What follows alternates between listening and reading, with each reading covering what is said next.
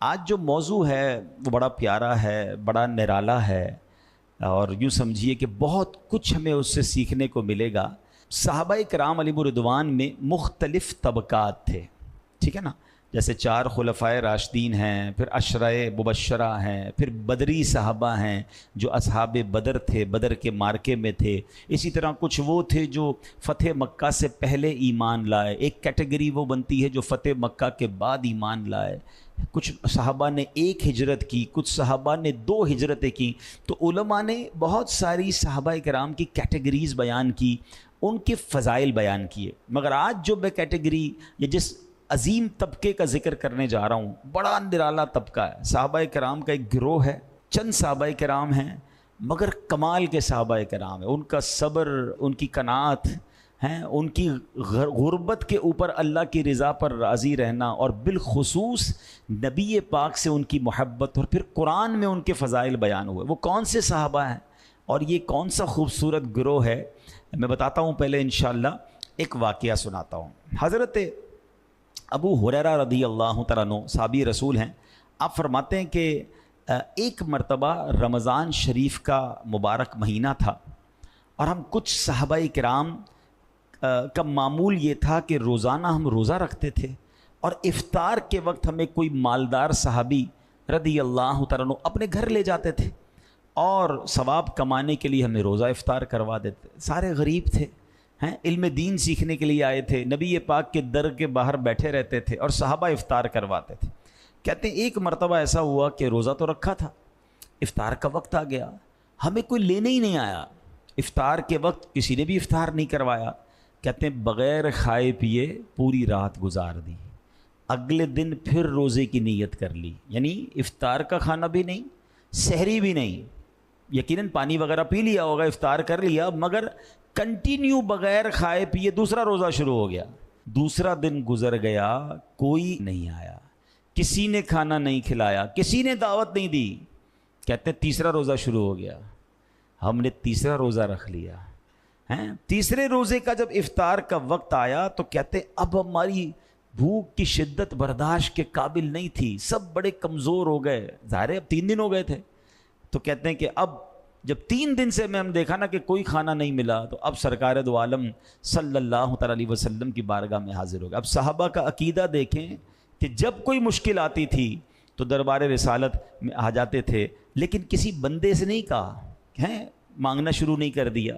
وہ شاعر لکھتے ہیں نا، کسی کا احسان کیوں اٹھائیں، کسی کو حالات کیوں بتائیں، تم ہی سے مانگیں گے تم ہی دو گے، تمہارے در سے ہی لو لگی ہے۔ سرکار دو عالم علیہ الصلوۃ والسلام کی بارگاہ میں آئے، اور اللہ اکبر، نبی پاک علیہ الصلوۃ والسلام تو شفیق آقا ہیں، لگاتے ہیں اس کو بھی سینے سے آقا، جو ہوتا نہیں منہ لگانے کے قابل، میرے آقا تو سب کو سینے لگاتے، اور یہ تو صحابہ کرام تھے۔ تو اب جب صحابہ وہاں گئے تو نبی پاک نے فوراً اپنے تمام گھروں میں ازواج مطہرات کو میسج پہنچایا کہ کھانے کو کچھ ہے، کچھ صحابہ بھوکے ہیں۔ تو جواب آیا کہ جو تھا وہ غریبوں میں بانٹ دیا ہے، ہمارے گھر میں بھی کچھ نہیں ہے۔ اب ذرا غور کیجئے، صحابہ 3 دن سے بھوکے ہیں، اور خود نبی پاک علیہ الصلوۃ والسلام کے گھر میں بھی کھانا نہیں ہے، غریبوں میں بانٹ دیا ہے۔ آج میں اور آپ سوچیں کہ کیا کبھی زندگی میں ایسا دن آیا، کتنی بڑی مشکل کیوں نہ آ گئی ہو، کہ 24 گھنٹے کچھ نہ کھایا ہو، روزہ رکھا ہو، افطار ہی نہ ملا ہو، اور یہ 24 گھنٹے کی بات نہیں ہو رہی، یہ 3 دن ہو چکے ہیں۔ یا کبھی زندگی میں کوئی ایسا دن آیا کہ ہمارے گھر میں آج کھانے کو ایک دانہ بھی نہ ہو؟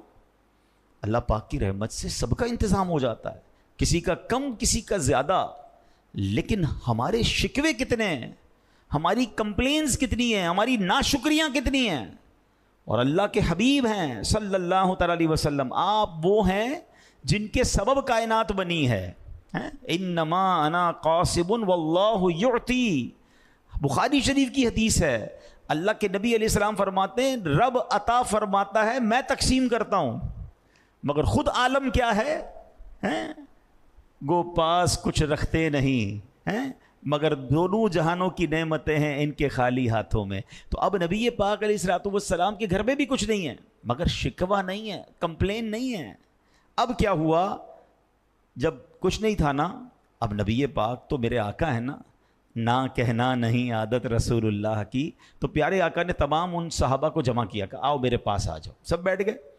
اب نبی پاک نے اللہ کی بارگاہ میں دعا شروع کر دی، اللہم انا نسألک من فضلک و رحمتک، اے اللہ پاک میں تجھ سے تیرے فضل تیری رحمت کا ہم سوال کرتے ہیں۔ راوی کہتے ہیں ابھی دعا ختم نہیں ہوئی تھی کہ ایک صحابی رسول آئے، بھنی ہوئی بکری اور روٹیاں لے کر آئے اور کہتے حضور یہ کھانا حاضر خدمت ہے۔ نبی پاک نے سارے صحابہ کو جمع کیا اور انہیں کھانا کھلا دیا۔ اب اس ایک واقعے سے اگر سمجھنے والے ہوں تو بہت کچھ سمجھنے کے لیے ہے کہ صحابہ کا صبر، صحابہ کا اللہ کی رضا پر راضی ہونا، نبی پاک کا صبر، اور پھر نبی پاک کی اللہ کی بارگاہ میں دعا کرنا۔ دیکھیں اگر ایک ایک پوائنٹ کو لے کر چلیں تو پورا بیان اسی میں ہو سکتا ہے کہ ہمیں کتنا صبر درکار ہے۔ کبھی نوکری چلی جاتی ہے، کبھی کاروبار ڈاؤن ہو جاتا ہے، کبھی پیسے کم پڑ جاتے ہیں، کبھی کھانا پسند کا نہیں ہوتا ہے، کبھی طبیعت خراب ہو جاتی ہے۔ شکوہ نہیں، شکایت نہیں، اور لوگوں کو کیوں بتاتے ہیں؟ ہم بعض اوقات لوگوں کو بتا کر اللہ کی شکایت کر رہے ہوتے ہیں۔ یہ جملہ تھوڑا سا سخت ہے، ہم کہتے نہیں اللہ نے ایسا کیا ہے، مگر بتاؤ نا کیا کس نے؟ اگر میں کسی کو بتا رہا ہوں یار صبح سے بیمار ہوں، کاروبار بہت ڈاؤن ہے، پیسے کم ہو گئے، تو کس نے کیے ہیں؟ اگر تھوڑا سا اس کو لاجیکلی سمجھے نا، یہ پیسیولی کہتے نہیں زبان سے، مگر عمل سے لوگوں کو بتا رہے ہیں کہ اللہ نے مشکل بھیجی۔ کیوں بتا رہے ہیں؟ میرے رب نے بہت اچھا رکھا ہے، مجھے کروڑوں سے اچھا رکھا ہے، کتنی بیماریاں ہیں جو میرے اندر نہیں ہیں۔ میں آپ کو پوچھتا ہوں کہ آپ کے پاس جناب 1 کروڑ روپے ہوں اور آپ کے گردے خراب ہوں، وہ کروڑ روپے اچھے یا وہ گردے خراب والی بیماری خطرناک ہے؟ اگر گردے ٹھیک ہیں پوچھیں اس سے جس کا ڈائلیسس ہوتا ہے، پوچھیں اس سے کہ جس کے گردے خراب ہیں۔ اب بتائیں نا، یہ زندگی ہے۔ اگر کوئی بڑی بیماری نہیں ہے مجھے اور میں گھر میں بیٹھا ہوں، ہاسپٹل میں نہیں ہوں، تو پھر تو میرے سجدے ہی ختم نہیں ہونے چاہیے تھے۔ دنیا میں ایک اور ڈیبیٹ ہوتی ہے، چلیں یہ بات چلی ہے تو بتاؤں۔ ہم لوگ کہتے ہیں ویلتھ ہونی چاہیے، wealthy person is very best, very fortunate. جو مالدار آدمی ہے وہ بڑا خوش قسمت ہے، یہ ہمارا مائنڈ سیٹ ہے۔ لیکن ویلتھ کہتے کس کو ہے؟ اس پر باقاعدہ ڈیبیٹ ہوتی ہے دنیا میں۔ ہم سمجھتے ہیں کہ دولت پیسہ ہے، مگر اب دنیا ریسرچ کر کے بتاتی ہے کہ دولت صرف پیسہ نہیں، 5 قسم کی دولت ہوتی ہے۔ اور سب سے بڑی ویلتھ کیا ہے؟ سب سے بڑی ویلتھ یہ ہے کہ آپ صحت مند ہیں، یعنی پہلی دولت ہی صحت ہے۔ اور اس کو بالکل سمجھ، 2 اور 2 4 والی بات ہے۔ آپ کی جیب بھری ہو پیسوں سے اور آپ کے سر میں درد ہو رہا ہے، آپ کے دل میں درد ہو رہا ہے، آپ سے بیٹھا نہیں جا رہا ہے، آپ کیا کرو گے؟ ان پیسوں کو انجوائے کیسے کرو گے؟ آپ کھا نہیں سکتے، کھاتے ہیں تو ہضم نہیں ہوتا۔ تو پتہ چلا پہلے تو صحت ہے۔ تو اب اس سے بھی سیکھ لیجئے کہ صحت کا خیال رکھنا ہے۔ کچھ لوگ پیسے کمانے کے چکر میں صحت برباد کر دیتے ہیں، جب مالدار بنتے ہیں تو بیمار بھی بن جاتے ہیں۔ تو فائدہ کیا ہوا؟ ساری زندگی لگے رہے مال کمانے، نہ نیند دیکھی، نہ آرام دیکھا، نہ جناب رشتہ داریاں دیکھی، نہ دوست دیکھے، برباد کر دی صحت۔ وہ پیسے بڑے ہیں، اس کو انجوائے کرنے کی صحت ہی نہیں ہے۔ تو پہلی دولت ہی صحت ہے، ٹھیک ہے؟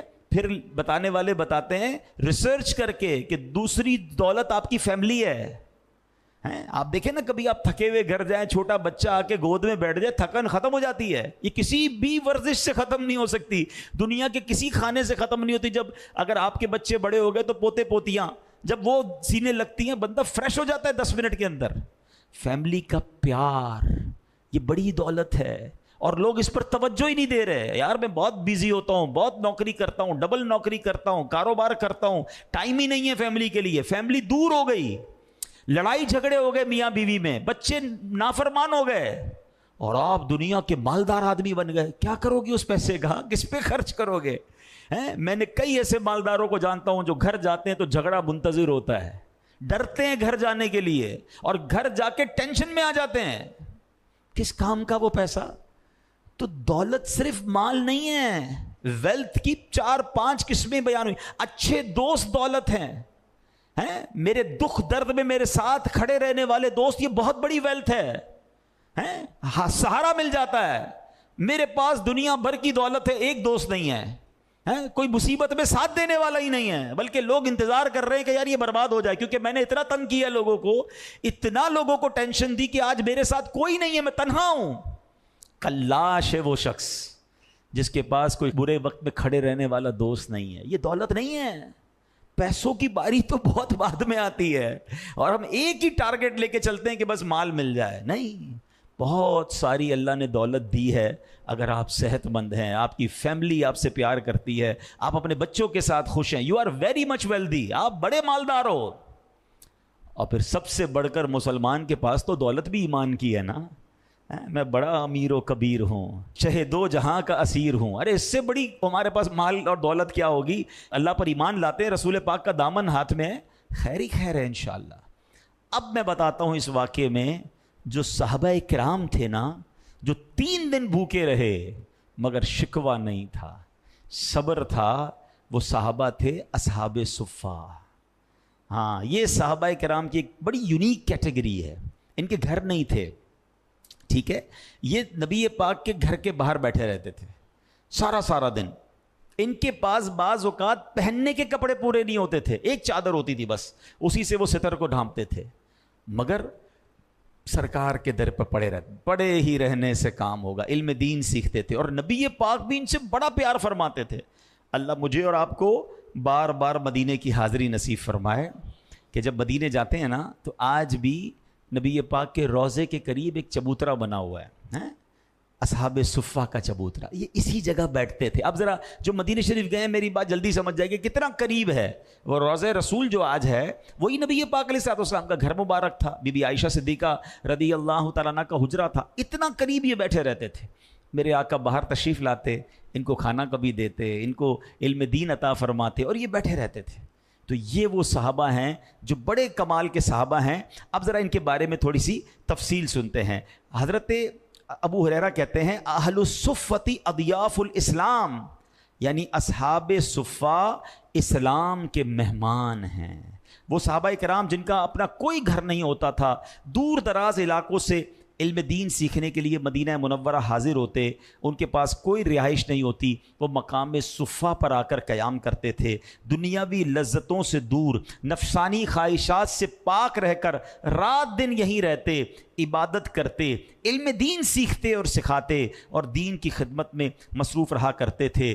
ان کی سبحان اللہ، ان کی قسمت تو دیکھیے کہ ساری دنیا چھوڑ کر کس کے در پر ڈیرے جمائے ہیں؟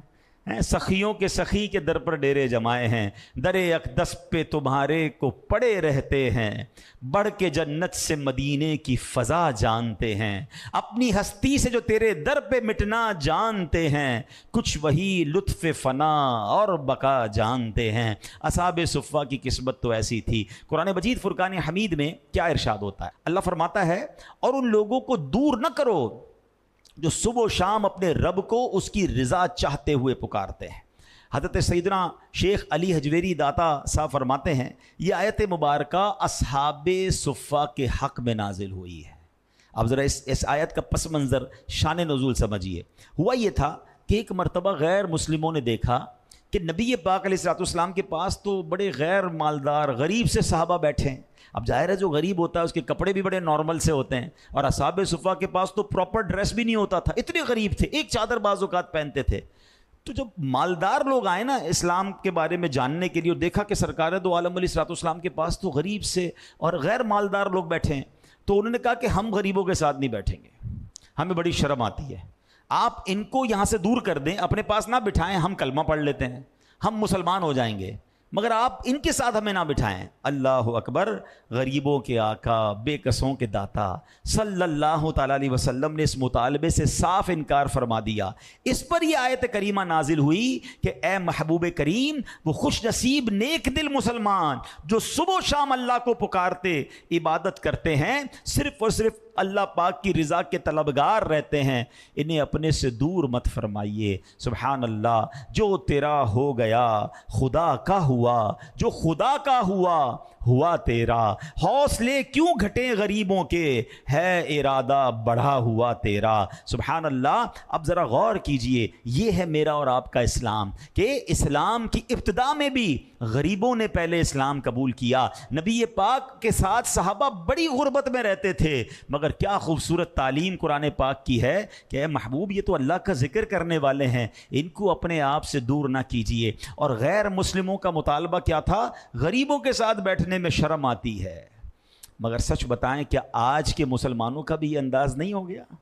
تھوڑے سے پیسے آ جائیں، تھوڑا سا مقام مل جائے، اب ہم کہتے ہیں یار میں غریبوں کے ساتھ بیٹھوں گا، ان کے ساتھ بیٹھ کے کھانا کھاؤں گا، میں ان کے ساتھ. یعنی اب ایسا بھی بعض اوقات ہو جاتا ہے کہ معاذ اللہ دینی اجتماعات میں بھی اگر غریب لوگ زیادہ جمع ہیں تو مالداروں کو بیٹھنے میں تکلیف ہوتی ہے. مجھے بتاؤ نا پھر تکبر کس شے کا نام ہے؟ What is the meaning of proud? تکبر کا معنی ہی تو یہی ہے کہ بندہ کسی کو اپنے آپ سے ذلیل سمجھے، حق کمتر سمجھے، اپنے آپ کو سپیریئر سمجھنا. کبھی بھی دماغ میں یہ بات مت لائیے گا یہ غیر مسلموں کا طریقہ تھا، بلکہ سچی بات ہے یہ تو شیطان کا طریقہ ہے نا. حضرت آدم علیہ السلام کو جب شیطان نے سجدہ نہیں کیا تھا تو کیا کیا تھا؟ اس نے ایک ہی تو جملہ کہا تھا، انا خیر من، اے اللہ میں اس سے بہتر ہوں، اے اللہ تو نے مجھے آگ سے بنایا، آدم کو مٹی سے بنایا، میں بہتر ہوں. اور آج یہی تو کر رہے ہیں لوگ، میں بہتر ہوں، میں بنگلے والا ہوں، میں گاڑی والا ہوں، میں مالدار ہوں، میں جناب اتنا مشہور ہوں، میری اتنی عزت ہے، میں اس کے ساتھ کیسے بیٹھ جاؤں؟ تکبر اتنا برا گناہ ہے. یاد رکھیے بہت سارے جرم ہیں، بہت سارے گناہ ہیں، مگر اللہ کو تکبر کتنا سخت ناپسند ہے. ذرا سوچئے کہ شیطان نے زندگی میں ایک ہی بار تکبر کیا تھا، once in a lifetime, ساری عبادت برباد. شیطان کی عبادت کتنی تھی؟ جنت کا خزانچی تھا، مگر اللہ نے اپنے در سے اس کو مردود قرار دے دیا. اب جو روز یہ کرتا ہے، اس نے تو ایک بار کیا نا، جو روز یہ کر رہا ہے، اچھا کہتا نہیں، ہم کہتے نہیں کہ میں غریبوں کے ساتھ نہیں بیٹھ رہا، مگر کوئی بیٹھ جائے تو برا لگتا ہے. اپنی سواری میں کبھی بٹھایا ہم نے برابر میں، کبھی کھانے میں کسی غریب کے ساتھ بیٹھ کر کھانا کھایا کریں.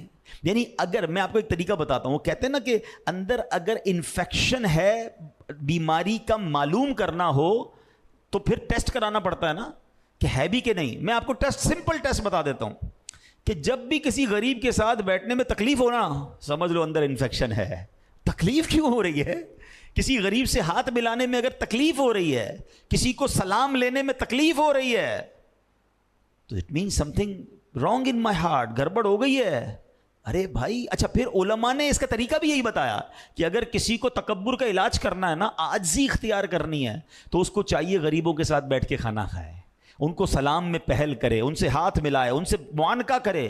یہ تو میرے آقا کا طریقہ ہے اور کیا قرآن کی تعلیم ہے. اور غیر مسلموں نے کیا کہا تھا کہ ہمیں غریبوں کو دور کر دیں، ہم ایمان لے آئیں گے. پلیز کبھی بھی یہ نہ اپنے اندر آنے دیں نہ اپنے بچوں کے اندر آنے دیں. نیو جنریشن میں یہ زیادہ پرابلم ہو رہی ہے. ملازمین کے ساتھ برتاؤ الگ ہو گیا ہے، بلکہ اب تو یہ حال ہو گیا ہے، کہتے ہوئے مزہ تو نہیں آ رہا، کہ اگر کوئی بندہ امیر ہو جائے نا یا مشہور ہو جائے تو اب وہ اپنے غریب رشتہ داروں کو ڈس اون کرنا شروع کر دیتا ہے کہ یار میں کیسے بتاؤں کہ میرے چچا کا بیٹا رکشا چلاتا ہے. پہلے وہ خود بھی غریب علاقے میں رہتا تھا، اب پیسے والا ہو گیا، ڈیفینس میں آ گیا، کسی امیر علاقے میں آ گیا، اب وہ چاہتا ہے کہ وہ والا رشتہ دار میرے قریب نہ ہے. لوگوں کو کیسے بتاؤں گا کہ یہ میرا کزن ہے یا میرا فلاں رشتہ دار ہے؟ کیا حرج ہے اس میں؟ اس میں کیوں دل پر بوجھ آ رہا ہے؟ بھائی میں بھی وہی تھا. اگر آج اللہ نے مجھے اس مقام پر پہنچایا تو کیا میں غریبوں سے ملنا چھوڑ کر دوں گا؟ اپنے رشتہ داروں کو ڈس اون، پرانے دوستوں سے نہیں ملتے. آئے کسی غریب علاقے سے تھے، ان غریب علاقے والے دوستوں کو چھوڑ دیا کہ نہیں یار اب میری تو سوسائٹی الگ ہو گئی، میرا اٹھنا بیٹھنا الگ ہو گیا، یہ میرے ساتھ کہاں چلیں گے؟ کبھی سوچا ان کے دل پر کتنا افسوس ہوتا ہوگا؟ میں مشورہ دیتا ہوں آپ کو، غربت کے ساتھی اور خاص طور پر جب آپ کو کوئی نہیں جانتا تھا اس وقت کے دوستوں کو کبھی نہ بھولیے گا. آج آپ مشہور ہو گئے ہیں، دنیا آپ کے آگے پیچھے ہے، یہ تو شہرت کی وجہ سے آئے ہیں. اس کو کیوں بھول گئے جب تمہیں کوئی نہیں جانتا تھا وہ تمہارے ساتھ کھڑا تھا؟ ارے اس کی عزت زیادہ کرو. جب میرے پاس مال و دولت کی کمی تھی اور کچھ دوست تھے، کچھ رشتہ دار تھے جو میرے ساتھ تھے، اور آج اللہ نے نواز دیا، آج تو بہت سارے لوگ ساتھ ہیں. اس وقت کے لوگوں کو یاد کریں. اللہ سلامت رکھے میرے پیر و مرشد امیر اہل سنت کو. مجھے ان کی ایک بڑی پیاری ادا ہم نے سیکھی ان سے، آپ نے بھی دیکھا ہوگا. امیر اہل سنت آج بھی ان دعوت اسلامی سے محبت کرنے والے لوگوں کو یاد رکھتے ہیں کہ جنہوں نے دعوت اسلامی کے شروع میں دعوت اسلامی کا ساتھ دیا. وہ کہتے ہیں اس وقت تو لوگ ہی نہیں تھے. امیر اہل سنت خود موٹر سائیکل پر بس میں سفر کرتے تھے. کہتے ہیں اس وقت انہوں نے ہمیں ساتھ دیا. آج ان کے لیے 1000 آدمی گاڑی لے کر تیار کھڑا ہے کہ حضرت تھوڑا قدم رکھ دیں. کہتے ہیں یہ تو اور وقت ہے نا، وہ جو وقت تھا وہ مجھے یاد ہے اور ہم نے دیکھا ان کا انداز. تو اللہ مجھے بھی آپ کو بھی پرانے وقتوں کے دوستوں کو بھی رشتہ داروں کو بھی مددگاروں کو بھی یاد رکھنے کی توفیق عطا فرمائے. اور کبھی بھی یہ مت کیجئے گا کہ یار غریب کے ساتھ میں کیسے بیٹھوں، یہی تو تکبر ہے. آگے سنیے اصحاب صفہ کی ایک اور فضیلت. اللہ نے قرآن پاک میں ان کے بارے میں اور کیا فرمایا؟ وَإِذَا جَاءَكَ الَّذِينَ يُؤْمِنُونَ بِآيَاتِنَا فَقُلْ سَلَامٌ عَلَيْكُمْ كَتَبَ رَبُّكُمْ عَلَى نَفْسِهِ الرَّحْمَةِ. ترجمہ کنز العرفان. اور جب آپ کی بارگاہ میں وہ لوگ حاضر ہوں جو ہماری آیتوں پر ایمان لاتے ہیں تو ان سے فرماؤ تم پر سلام، تمہارے رب نے اپنے ذمہ کرم پر رحمت لازم کر لی ہے.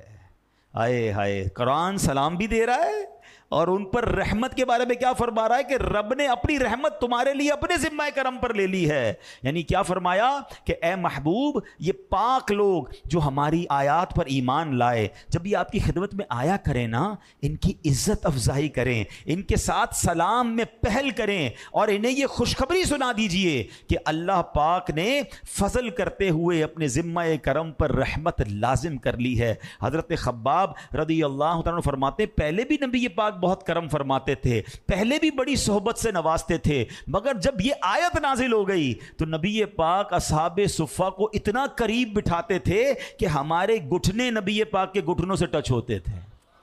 یعنی پیارے آقا کا قرآن پر عمل دیکھیں. جب اللہ نے فرما دیا ہے محبوب یہ عبادت کرنے والے ہیں، یہ اللہ کو یاد کرنے والے ہیں، ان کو دور مت کریں، ان کو سلام دیں، ان پر اللہ کی رحمتیں ہیں.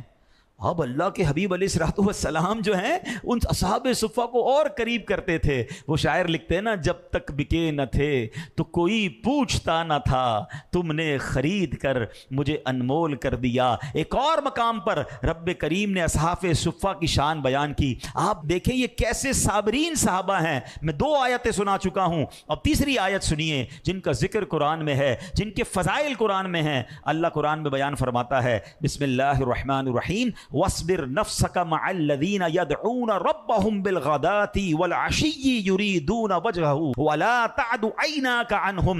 آسان ترجمہ قرآن کنز العرفان. اور اپنی جان کو ان لوگوں کے ساتھ مانوس رکھ. اللہ اپنے حبیب سے کیا فرما رہا ہے؟ ان کے ساتھ اپنی جان کو مانوس رکھ جو صبح و شام اپنے رب کو پکارتے ہیں، اس کی رضا چاہتے ہیں، اور تیری آنکھیں انہیں چھوڑ کر اوروں پر نہ پڑے. اللہ اکبر. اب کیا فرمایا؟ وَاصْبِرْ نَفْسَكَ، اے محبوب خود کو اصحاب صفہ کے ساتھ مانوس رکھیے. وَلَا تَعْدُ عَيْنَاكَ عَنْهُمْ، اپنی مقدس مبارک نگاہیں ان سے مت ہٹائیے. اللہ اکبر. نبی پاک کو قرآن حکم دے رہا ہے، رب حکم دے رہا ہے کہ اے محبوب انہیں نظروں میں رکھیے، ان پر اپنی نگاہ رحمت جاری رکھیے. صحاب صفہ کی قسمت پر ہماری جانیں قربان.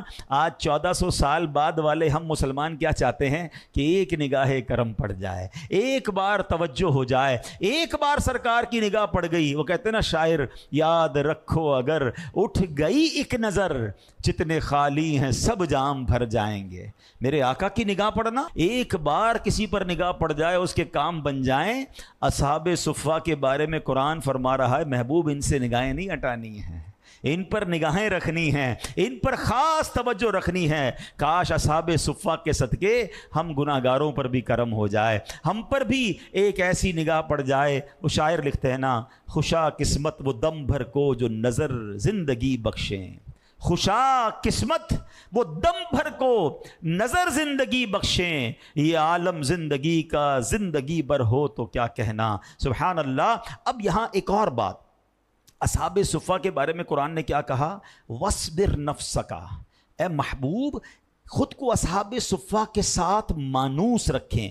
اب نبی پاک علیہ الصلوۃ والسلام پہلے تو کرم فرماتے تھے، اب پیارے آقا علیہ الصلوۃ والسلام نے جب یہ آیت نازل ہوئی نا تو آپ کا بیٹھنا اٹھنا ہی اصحاب صفہ کے ساتھ ہو گیا. یعنی نبی پاک ان کے ساتھ بیٹھتے تھے، کہیں جانا ہوتا تشریف لے جاتے، پھر آ کر وہیں تشریف فرما ہوتے تھے ہیں. اور جب تک اصحاب صفہ اٹھ کر نہیں جاتے تھے، سرکار دو عالم علیہ الصلوۃ والسلام ان کے پاس بیٹھے رہتے، میرے آقا بھی کہیں نہیں جاتے تھے. ہائے ہائے ہائے. اصحاب صفہ کے بارے میں بہت کچھ سنا تھا، مگر یہ جو قرآن پاک کی آیات کے ذریعے سن رہے ہیں ان سے محبت میں اور اضافہ ہو گیا ہے کہ یہ کیسے لوگ ہیں جن کے ساتھ نبی پاک کو کہا جا رہا ہے کہ ان کے ساتھ مانوس ہو جائیں، اپنی نگاہوں میں انہیں رکھیں، ان کو اپنے آپ سے دور نہ کریں. لیکن وجہ کیا تھی؟ قرآن کہتا ہے صبح و شام اپنے رب کو پکارتے ہیں اور اس کی رضا چاہتے ہیں. یہ چیز یاد رکھنی. اگر اللہ کی رحمتیں چاہیے نا تو یہ وصف ہے اصحاب صفہ. Why they are so much superior? Because وہ عبادت کرتے تھے صبح و شام. صبح و شام اللہ کو پکارتے تھے. میں اور آپ اب اپنے بارے میں سوچیں, ہم کیا کرتے ہیں؟ وہ غریب ہیں, پہننے کو کپڑے نہیں ہیں, کھانے کو کھانا نہیں ہے, رہنے کو گھر نہیں ہے, مگر صبح و شام اللہ رسول کی باتیں ہیں, صبح و شام علم دین, صبح و شام عبادت. میرے پاس کپڑے بھی ہیں, گھر بھی ہیں, کھانا بھی ہے, پیسے بھی ہیں, اور نمازیں بھی قضا ہو رہی ہیں. ایسے کتنے لوگ ہوں گے ہیں؟ نمازیں پڑھی بھی تو کوئی سنت پڑھنے کا ٹائم نہیں, نفل تو ویسے ہی نہیں پڑھتے. کتنی تلاوت کی ہم نے, کتنا اللہ کا ذکر کیا, وہ صبح و شام اللہ کی عبادت کر رہے ہیں اس غربت کے عالم میں. اور میری سہولت کے اندر عبادتوں کا عالم کیا ہے ہم سب اپنے بارے میں جانتے. جو نماز نہیں پڑھتے وہ سوچیں, جو قرآن نہیں پڑھتے وہ سوچیں, جو اللہ رسول کا ذکر نہیں کرتے وہ سوچیں. اتنی آسان زندگی ہوتے ہوئے, اور ان سے رب کیسا راضی. آپ انعام سمجھ رہے ہو؟ میں سمجھتا ہوں اس سے بڑا دنیا میں انعام کیا ہو سکتا ہے کہ اللہ اپنے حبیب سے فرما رہا ہے کہ اے حبیب ان کے ساتھ رہیے, ان پر اپنی نگاہ رکھیے, ان کو دور مت کیجیے. تو صبح و شام اللہ کی عبادت کرنے والوں سے رب راضی ہوتا ہے. مگر عبادت کے ساتھ ایک اور قرآن نے خوبصورت بات کی ہے, وہ بھی سیکھنی ہے مجھے اور آپ کو. کیا فرمایا؟ یریدون وجہہ. یہ عبادت تو کرتے ہیں مگر کس لیے؟ اللہ کی رضا کے لیے, اللہ کو راضی کرنے کے لیے. اور کوئی مقصد نہیں ہے. میں عبادت اس لیے کروں کہ نمازی کہلاؤں, میں صدقہ خیرات اس لیے کروں کہ سخی کہلاؤں, نہیں, اللہ کی رضا کے لیے, اللہ راضی ہو جائے. اللہ مجھے اور آپ کو ایسی عبادت نصیب فرمائے جو فقط رب کریم کی رضا کے لیے ہوں, اخلاص ہو اس میں. تو ابو ہریرہ رضی اللہ عنہ جو اصحاب صفہ میں سے ہیں, ایک دن ایسا آیا کہ ہم اصحاب صفہ کے پاس پرانی چادریں ہوتی تھیں. یہ واقعہ حضرت ابو ہریرہ اپنے شاگردوں کو سنا رہے ہیں کہ ہم اصحاب صفہ کے حالات کیا ہوتے تھے. کہتے ہیں ہمارے پاس پرانی چادریں ہوتی, انہی سے جسم کو ڈھانپتے تھے, اس کے علاوہ پہننے کو کپڑے نہیں ہوتے تھے. پیٹھ سیدھی رکھنے کی مقدار, چند لقمے کھانے کے ملتے تھے, اور اس کو بھی بعض اوقات عرصہ گزر جاتا تھا. ہم اپنے پیٹ پر پتھر باندھتے تھے اور اوپر کس کر کپڑا لپیٹ لیا کرتے تھے. ایسی بھوک میں وقت گزارا ہے. ایک بار کہتے ہیں حضرت فضالہ بن عبید رضی اللہ عنہ فرماتے ہیں کہ ایک مرتبہ نبی پاک علیہ الصلوۃ والسلام نماز پڑھا رہے تھے. دوران نماز اصحاب صفہ اتنی بھوک میں تھے کہ ان میں سے کئی صحابہ شدت بھوک سے گرے اور گر کر بے ہوش ہو گئے. آپ بھوک کا عالم سوچیں کہ اچھا پھر اس میں ایک اور خوبصورت بات, کس عالم میں بے ہوش ہوئے, کیا کر رہے تھے بتائیے نا؟ نماز پڑھ رہے تھے. یعنی بھوکے اتنے کہ کھڑا نہیں ہو جا رہا, مگر نماز پھر بھی نہیں چھوڑ رہے, اور نماز کے عالم میں بے ہوش ہو گئے. اور ہمارا حال کیا یار, آج تھوڑا سا سر میں درد ہے, کل سے نماز پڑھ لوں گا, تھوڑا سا طبیعت ٹھیک نہیں ہے, بس اگلے جمعے سے پڑھ لوں گا, بس یار آپ چلیں, میں بس بعد میں پڑھ لوں گا. بہانہ ڈھونڈتے ہیں یار نماز قضا کرنے کا. اور یہ ہے کہ جو بھوک سے برا حال ہے, شکوہ نہیں ہے کہ یا اللہ ہم تیرے نبی کے صحابی ہیں, عبادت کرتے ہیں تیری, صبح و شام تجھے پکارتے, کھانا تو بھجوا دے. نہیں, راضی ہیں, مانگتے بھی نہیں ہیں کسی سے, بات بھی نہیں کرتے ہیں. حضرت ابو ہریرہ خود فرماتے ہیں ایک مرتبہ میں کئی دن کا بھوکا تھا, مسجد نبی شریف کی طرف جا رہا تھا, اتنی بھوک تھی کہ بھوک کے سبب چکر آنے لگے. میں چکرا کر گر گیا, پھر اٹھا, مسجد نبی کی شریف کی طرف, پھر چکر آنے لگے. یوں ہی چکراتا رہا, گرتا رہا, اٹھتا رہا, مسجد نبوی پہنچا. یہاں نبی پاک علیہ الصلوۃ والسلام کی زیارت ہوئی. میرے آقا نے میرا چہرہ دیکھا, بھوک کے آثار دیکھے, تو گھر سے سرید منگوایا. سرید کہتے ہیں شوربے کے اندر روٹیوں کے ٹکڑے ڈال کر یہ بنایا جاتا ہے, تو وہ منگوایا. اور مجھے کہا ابو ہریرہ جاؤ اصحاب صفہ کو بلا لاؤ. کہتے ہیں میں سب کو بلا کر لایا, سب کو میں نے کھلایا. مجھے حکم نہیں تھا, مجھے دوسروں کو کھلانے کا حکم تھا, میں نے سب کو کھلایا. جب اصحاب صفہ کھا چکے, وہ پیالہ میں نے پیارے آقا علیہ الصلوۃ والسلام کو دیا. نبی پاک نے وہ پیالہ مبارک ہاتھوں میں لیا. اب اس کے صرف پیالے کے کنارے پہ تھوڑے سے ٹکڑے سرید کے بچے تھے. کہتے ہیں وہ نبی پاک نے اپنی مقدس انگلیوں سے جمع کیا. یہ مشکل سے ایک لقمہ بنا تھا. نبی پاک نے کہا اے ابو ہریرہ بسم اللہ پڑھ کر کھاؤ. کہتے خدا کی قسم میں نے بسم اللہ پڑھ کے وہ ایک لقمہ کھایا تھا, حالانکہ کئی دن کا بھوکا تھا. اللہ کریم نے اس لقمے میں اتنی برکت دی کہ اس ایک لقمے سے ہی میرا پیٹ بھر گیا. اچھا یہ یقیناً نبی پاک کا معجزہ ہے. مگر ان کا تو صبر دیکھیں نا، ان کی خودداری بھی دیکھیں۔ وہ بڑا مشہور واقعہ آپ سب نے سنا ہوگا کہ حضرت ابو ہریرہ کہتے ہیں کہ ایک بار میرا بھوک سے برا عالم، کئی دن سے کھایا نہیں تھا، پیٹ پیٹھ کے ساتھ لگ گیا تھا۔ حضرت ابو بکر صدیق رضی اللہ تعالیٰ اور کوئی قرآنی مسئلہ پوچھا، کہتے ہیں مسئلہ اس لیے پوچھنے گیا تھا مجھے دیکھیں، میری کنڈیشن دیکھیں اور سمجھ جائیں کہ مجھے بھوک لگی ہے، مجھے کھانا کھلا دیں، میں نے نہیں سوال کرنا، خودداری دیکھیں۔ کہتے ہیں میں نے قرآن کا مسئلہ پوچھا، کھانے کا نہیں کہا۔ حضرت ابو بکر صدیق نے مسئلہ بتایا اور چلے گئے ہیں۔ ان کی یہ، حالانکہ وہ بڑے سخی ہیں، مگر یا تو ایسا بھی ہو سکتا ہے کہ حضرت ابو بکر بھی جانتے ہوں کہ آج کہیں اور کی مہمانی ملنی ہے، آج کہیں اور کی دعوت ملنی ہے۔ بہرحال کہتے ہیں حضرت عمر آئے رضی اللہ تعالیٰ عنہ، سیدنا عمر فاروق کے پاس میں چلا گیا، ان سے بھی ایک مسئلہ پوچھا، سوچا جواب دیتے دیتے مجھے بھی دیکھیں گے، میری حالت دیکھیں گے، میری بھوک دیکھیں گے، مجھے کھانا کھلا دیں گے۔ حضرت عمر نے بھی مسئلہ بتایا اور تشریف لے گئے۔ کہتے میں حیران ہو گیا۔ بہرحال اب سرکار دو عالم علیہ الصلوۃ والسلام کی بارگاہ میں حاضر ہوا۔ کہتے سبحان اللہ، میرے آقا تو دل کے حالات بھی جانتے ہیں نا۔ جب نبی پاک کے پاس گیا تو آقا نے دیکھ لیا کہ میں بہت شدید بھوک میں ہوں۔ پیارے آقا نے فرمایا اے ابو ہریرہ، اپنے گھر پہ معلومات کی، کچھ کھانے کو ہے؟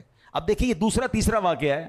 ایک باری میں نبی پاک نے گھر پہ معلوم کیا تو کچھ کھانے کو نہیں تھا، جو پہلا واقعہ میں نے سنایا، تو اس میں دعا کی تو اللہ کریم نے کھانے کا انتظام فرمایا۔ دوسرے واقعے میں نبی پاک نے سرید منگوائی، سب اصحاب صفہ کو کھلایا، سیدنا ابو ہریرہ کو ایک ہی نوالا ملا، اللہ نے اس ایک نوالے سے ان کا پیٹ بھر دیا۔ تیسرا واقعہ میں آپ کو سنا رہا ہوں۔ تو نبی پاک نے اپنے گھر پہ پوچھا کہ کچھ ہے کھانے کو؟ تو کہا ابھی ایک صحابی رسول دودھ کا پیالہ دے کر گئے ہیں۔ میرے آقا نے کہا اے ابو ہریرہ سارے ہی اصحاب صفہ کو لے آؤ۔ اچھا، کہتے میں حیران، اتنی مجھے بھوک لگی ہے، پیالہ ایک دودھ کا ہے، 70 صحابہ کیسے پئیں گے؟ لیکن حکم تھا نبی پاک علیہ الصلوۃ والسلام کا، کہتے میں لے آیا۔ اچھا، یہ کبھی کبھی ہمیں اس کی تھوڑی سی پریکٹس ہوئی ہوگی کہ ہمیں شدید بھوک لگی ہو اور ہمیں ہی کوئی کھڑا کر دے کہ لوگوں کو کھانا کھلائیں، بندہ کہ پہلے مجھے بھوک لگی ہے میں دوسروں کو کھلاؤں، خود کب کھاؤں گا؟ اچھا، ہمیں تو یہ پتا ہوتا کہ بریانی کی دیگ ہے، کھلانے کے بعد مجھے بھی مل جائے گی، مگر یہاں تو وہ ایک پیالہ دیکھ رہے تھے۔ تو اب نبی پاک نے فرمایا اے ابو ہریرہ سب کو پلاؤ، پلانے کی ذمہ داری بھی انہیں دے دی۔ اب سارے ہی صحابہ کو بھوک لگی تھی، ایک ایک کر کے صحابی بسم اللہ پڑھتے اور پیٹ بھر کر دودھ پیتے۔ کہتے ایک نے پیا، دو نے پیا، تین نے پیا، 70 صحابہ نے دودھ پی لیا۔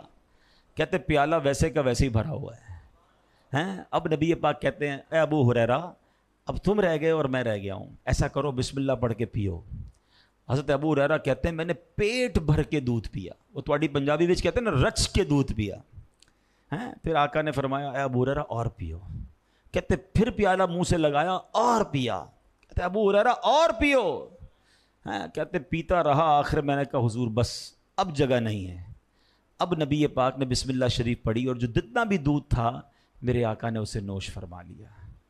اچھا، یہاں سخاوت مصطفیٰ، یہاں نبی پاک کا معجزہ، وہ تو ڈسکس کرتا ہوں میں، ہم نے کئی بار کیا ہے۔ ایک اور خوبصورت بات سیکھنی ہے، پیارے آقا نے کب پیا؟